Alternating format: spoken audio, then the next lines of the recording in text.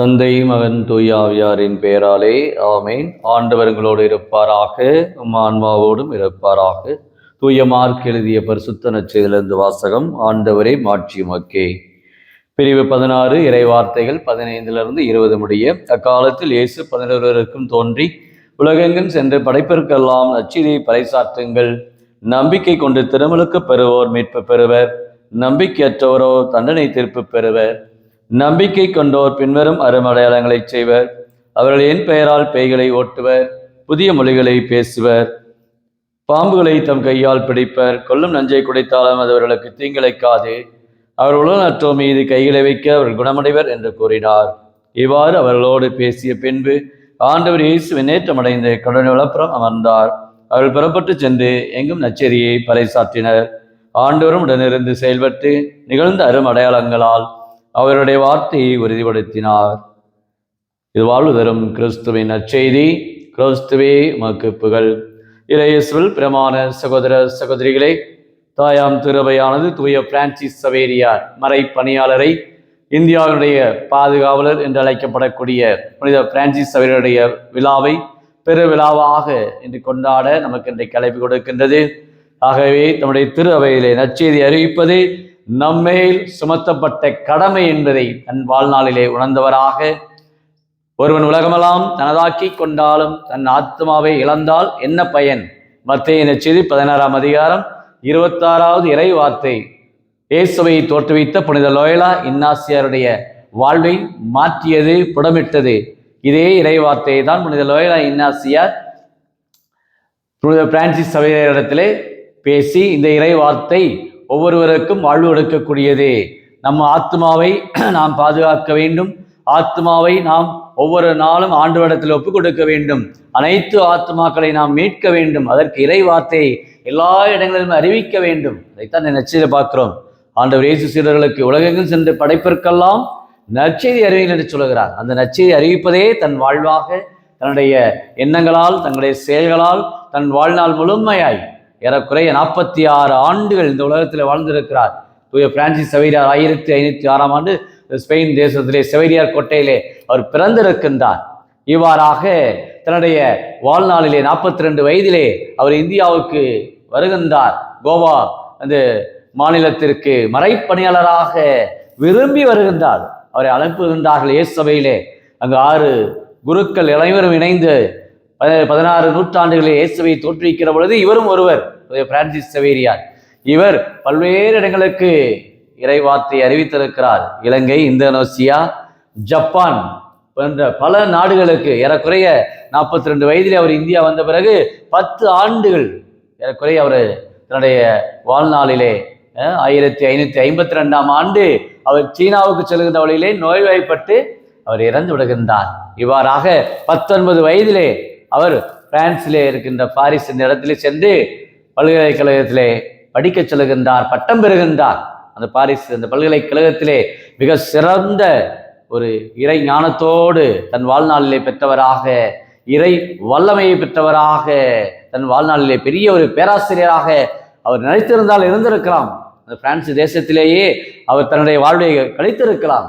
பாருங்கள், அவருடைய வாழ்விலே இயேசு சபையிலே அவர் சேர்ந்து அங்கு கடவுளுடைய ஒரு அழைப்பை பெறுகிறார். நற்செய்தி அறிவிப்பதே என்மேல் சுமத்தப்பட்ட கடமை, நற்செய்தி அறிவிக்காவிட எனக்கு ஐயோ கேடு என்று 2ஆம் வாசகத்திலே பவுலடியார் குறிப்பிடுவது போல நற்செய்தியை அறிவிப்பதே தன் வாழ்நாளாக கொண்டு வாழ்ந்தவர் தான் பிரான்சிஸ் சவேரியார். பல இடங்களுக்கு சென்று தன்னுடைய வாழ்நாளிலே பல மக்களை அவர் சந்தித்திருக்கின்றார்.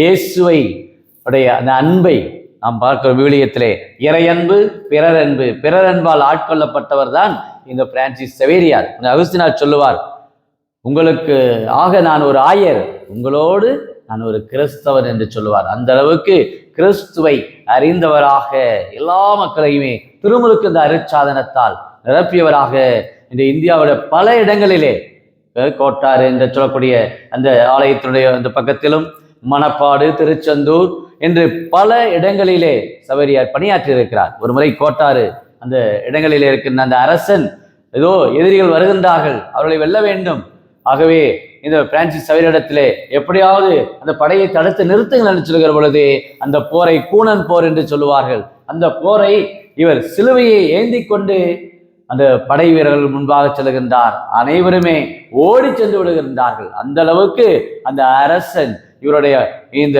வல்லமையை பார்க்கிற பொழுது ஏதோ இந்த சிலுவையிலே வல்லமை இருக்கிறது, சவேரியரிடத்துல வல்லமை இருக்கிறது என்பதை அவன் உணர்ந்து அரசன் மனமாறுகின்றான். அந்த கோட்டாறு மண்ணிலே, இன்றைக்கு தூத்துக்குடி அந்த மண்ணிலே, இன்னும் மதுரை இந்த பல்வேறு அந்த இயேசுவை குருக்களுடைய பரவலான அந்த 16ஆம் நூற்றாண்டில் தொடங்கப்பட்ட இந்த நம்முடைய மிஸ்ரீமாருடைய பணிகள் இன்றைக்கும் சால சிறந்தது. அவருடைய வாழ்வு எளிமை. அவருடைய வாழ்நாளிலே அந்த அளவுக்கு தன்னுடைய கிறிஸ்துவுடைய அன்பை ஆழமாக அனுபவித்தவராக தன் வாழ்நாளிலே எல்லா மக்களிடத்திலுமிருந்து எளிமையோடும் பாசத்தோடும் பகிர்வோடும் ஏழைகளுக்கு ஏழையாக அந்த காலங்களிலெல்லாம் வண்டி எல்லாம் இப்படி இன்றைக்கு நாம் செல்லக்கூடிய வகையிலே விமான போக்குவரத்து எதுவுமே கிடையாது. அப்பொழுது ரயில் வசதியோ எதுவுமே இல்லை. அவர்கள் குதிரையிலே சென்றிருக்கலாம். சவேரியார் நடந்துதான் ஏறக்குறைய அவருடைய அந்த பணிவாழ்விலே 88,000 கிலோமீட்டர் தூரத்துக்கு அவர் நடந்தே சென்றிருக்கிறார். பாருங்கள் அவருடைய வாழ்வு. இன்றைக்கு நாம் நடக்கிறது என்றாலே அது ஒரு சுமையாக பார்த்து விடுகிறோம். நான் ஏன் நடக்க வேண்டும்?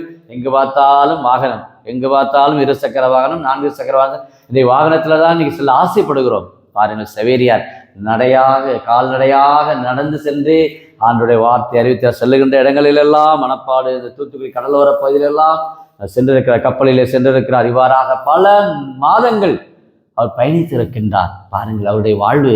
தன்னுடைய இந்த ஸ்பெயின் தேசத்திலே, தன்னுடைய சொந்த நாட்டிலே அவர் இல்லை. மாறாக அவர் 19 வயதிலே அவர் தொடங்கிய அந்த பயணம் தன் வாழ்நாளிலே 46 வயதிலே அவர் வாழ்வை முடிக்கின்றார். நோய்வாய்ப்பட்டவர் இறக்கின்றார். அந்த அளவுக்கு அவருடைய கொண்டிருக்கக்கூடிய தனியா தாகம், ஆண்டவரை கலைமான்கள் நீரோடையை ஆர்வமாய் நாடுவது போல இறைவா என் நெஞ்சம் உண்மையே நாடுகிறது என்று சொல்லி தன் வாழ்நாள் முழுமையாய் ஜெப வாஞ்சையோடும் வல்லமையோடும் எல்லா மக்களையுமே கிறிஸ்துவர்களை கொண்டு வந்திருக்கிறார். பாருங்கள் அவருடைய திருமுழுக்கு அருட்சாதனத்தால் எத்தனை மக்களை அவர் சந்தித்திருக்கிறார். கடலோரத்திலே பயணித்திருக்கிறார். அங்கு இருக்கக்கூடிய அந்த உணவு முறைகள், பழக்க வழக்கங்கள், மொழி, பல கலாச்சார பல்வேறு புதிய சூழ்நிலைகளிலே இன்றைக்கு வாழ்வது மிகப்பெரிய கடினம். ஒரு நாடில் இன்னொரு நாடுக்கு சென்று நாம் கடவுளை வார்த்தை அறிவிப்பது என்று சொன்னால் மிகவும் கடினமான ஒரு காரியம். உடல் அளவிலே மனதளவிலே அவர் பல்வேறு விதமான எதிர்ப்புகளை அவர் வாழ்நாளிலே சந்தித்திருக்கிறார். இந்தியாவிலே, இலங்கையிலே, இந்தோனேசியாவிலே,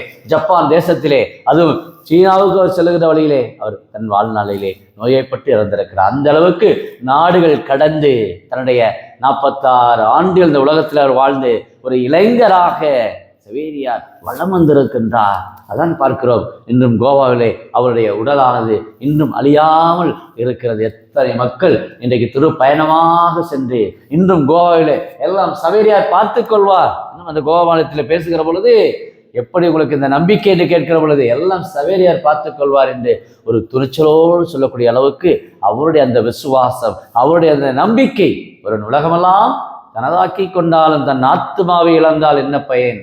இன்றைக்கு தன்னுடைய ஆத்துமாவை இன்னும் எல்லா ஆத்துமாக்களை மீட்கவே என்று தன் வாழ்நாள் முழுமையாய் கடவுளோடு ஒன்றித்து ஜெபித்து வல்லமையோடு இன்றும் புதுமைகள் அவரிடம் செல்கின்ற ஒவ்வொருவருக்கும் பல அற்புதங்கள் அதிசயங்கள் இன்றும் நடந்து கொண்டிருக்கிறது கோவாவிலே. அந்த அளவுக்கு ஒரு வல்லமையுள்ள ஆற்றலுள்ள ஒரு புனிதராக இருக்கிறது. புனிதர்களுக்கு ஏன் வணக்கம் செலுத்த வேண்டும் என்று இன்றைக்கு பிரிவினை சபையாளர்கள் இன்னைக்கு நம்மை பார்த்து கேள்வி கேட்பார்கள். புனிதர்கள் வணக்கம் செலுத்தக்கூடாது என்று சொல்வார்கள். ஆனால் அப்படி அல்ல. இன்றைக்கு கத்தோலிக்க திரு அவை இன்றைக்கு புனிதர்களுக்கு வணக்கம் செலுத்துகிறது. கடவுளை நாம் வழிபடுகின்றோம், இயேசுவை நாம் வழிபடுகிறோம். ஆனால் புனிதர்களுக்கு நாம் வணக்கம் செலுத்துகிறோம். அவர்கள் இந்த மண்ணிலே வாழ்ந்து கிறிஸ்துடைய பண்புகளை, கிறிஸ்துடைய விழுமியங்களை, கிறிஸ்துடைய மதிப்பீடுகளை இன்றைக்கு வாழ்வாக்கி இருக்கிறார்கள். அதான் நான் பார்க்கிறேன். இன்றைக்கு புனித விண்ணக அரியணையிலே இருக்கிறார்கள். திருவள்ளுவர் வாசிக்கின்றோம் 21ஆம் அதிகாரத்திலே அவர் விண்ணக அந்த அரியணையிலே கடவுளோடு ஒன்றித்திருக்கின்றார்கள். அவர்களே கடவுளுடைய கோட்டையாக இருக்கின்றார்கள். சவேரியார், பிரான்சிஸ் சவேரியார் தன் வாழ்நாள் முழுமையாய் பல புதுமைகளையும் பல அற்புதங்களையும் தன் வாழ்நாள் முழுமையாக செய்து இன்றைக்கு ஆண்டவரிடத்திலே இதோ நம்ம ஒவ்வொருவருக்காகவும் நற்செய்தி வரைபரப்பிலே இன்றைக்கு ஈடுபட்டு இருக்கிற அநேக பேர் படக்கூடிய சவால்கள் இன்றைக்கு வட இந்தியாவிலே இன்னும் பல்வேறு இடங்களிலே இன்றைக்கு பல்வேறு தேசங்களிலே நடக்கின்ற போராட்டங்கள், இன்றைக்கு கிறிஸ்துவ மறையை அறிவிப்பதில் படக்கூடிய சிக்கல்கள், சோர்ந்து போய்விடுகிறோம். என்னால் அறிவிக்க முடியாது, என்னால் நற்செய்தியை படிக்க முடியாது என்னெல்லாம் நாம் மனம் உடைந்து போய்விடுகிறோம். உலக போக்கிலான வாழ்விலே மூழ்கி போய்விடுகிறோம். இன்றைக்கு சவேரியார் நம்ம எல்லோரையும் அன்போடு அழைக்கிறார். ஆண்டவருடைய இந்த அருமையான பணிக்கு உலகெங்கும் சென்ற படைப்பிற்கெல்லாம் நற்செய்தியை அறிவியுங்கள், எல்லா மக்களுக்கும் இயேசுடைய வார்த்தையை கொடுங்கள் என்று சொல்கின்றார். அது வாழ்ந்திருக்கின்றார். அவருடைய உடல் இன்னும் ஏறக்குறைய 500-600 ஆண்டுகளாக இன்னும் உடல் அழியாமல் இருக்கிற சில எப்படிப்பட்ட ஒரு வாழ்க்கை அவருடைய வாழ்வு, அந்த அளவுக்கு ஒரு தூய்மையான பரிசுத்தமான அவருடைய அந்த வாழ்வு இன்றைக்கு நம்ம ஒவ்வொருவருக்கு திருச்சபை நம்ம ஒவ்வொருவருக்கு முன்வைக்கின்றது. அத்தகைய புனிதருடைய அடிச்சோடுகளை நாம் ஒவ்வொரு நாளும் பின்பற்றி நடக்க ஜெபிப்போமா? அன்பின் பரலோக பிதாவே, அப்பா இயேசுவே, இந்த திருவருகை காலத்தின் முதல் வாரத்திலே இதோ நாங்கள் அனைவரும் இருளிலிருந்து ஒளிபெற்ற மக்களாக வாழ்வதற்கு எங்களை நீர் அழைத்து கொண்டிருக்கிறீர் ராஜாவே. ஏசப்பா, நாங்கள் ஒளிரும் சுடராக திகழ இதோ பிரான்சிஸ் சவேரியார் தன் வாழ்நாளிலே எல்லா மக்களுக்கு நச்சை அறிவித்தது போல தன்னுடைய வாழ்வால் செயலால் எண்ணங்களால் உண்மை புகழ்ந்து ஓற்றியது போல நாங்களும் எங்களுடைய அன்றாட வாழ்க்கையிலே என்றும் நாங்கள் இறை நம்பிக்கையோடு பயணிக்க, இயேசுவே ஆண்டவர், இயேசுவே மீட்பர் என்பதை நாங்கள் ஒவ்வொரு நாளும் இந்த நற்செய்தியை படிக்க, நற்செய்தியை வாசிக்க, நற்செய்தியை நாங்கள் சிந்திக்க, கடைபிடித்து என்னாலும் நாங்கள் வாழ்வதற்கு தேவையான கொடைகளை வரங்களை இந்த யூடியூபில் ஜெபிக்கிற அநேக குடும்பத்தார் இந்த டிசம்பர் மாதத்திலே, அது இந்த புதன்கிழமையிலே ஒப்புக் கொடுக்கிற ஜப வேண்டுதல்கள், விண்ணப்பங்கள், எதிர்பார்ப்புகள், பல்வேறு பாதிப்புகள், இலங்கையிலே பல்வேறு விதமான பாதிப்புகள், இன்னும் பேரழிவினால், இன்றைக்கு இருக்கின்ற புயலினால், பாதிப்பினால் வீடுகளை இழந்து, பெற்றோர்களை, பிள்ளைகளை இழந்து தவிக்கின்ற, உடைமைகளை இழந்து தவிக்கின்ற அநேக குடும்பத்தார் உடல் உள்ள அமைதி பெற, சமாதானம் பெற, பொருள் வளத்திலே, அருள் வளத்திலே அவர் உயர்வதற்கும் இந்த டிசம்பர் மாதத்திலே திருவருகை காலத்திலே ஏதோ மெஸ்ஸியா வருகிறார் ஆயத்தமாவோங்கிறது போல எங்கள் அன்றாட வாழ்க்கையில நாங்கள் ஜெபிக்க, துதிக்க, என்னாலும் உடைய பிறர் அன்பிலே நாங்கள் வளர எங்களுக்கு கிருபையும் ஆசீரும் தந்து வழிநடத்தும்படி கிறிஸ்து வழியாகவே மன்றாடுகிறோம். ஆமீன்.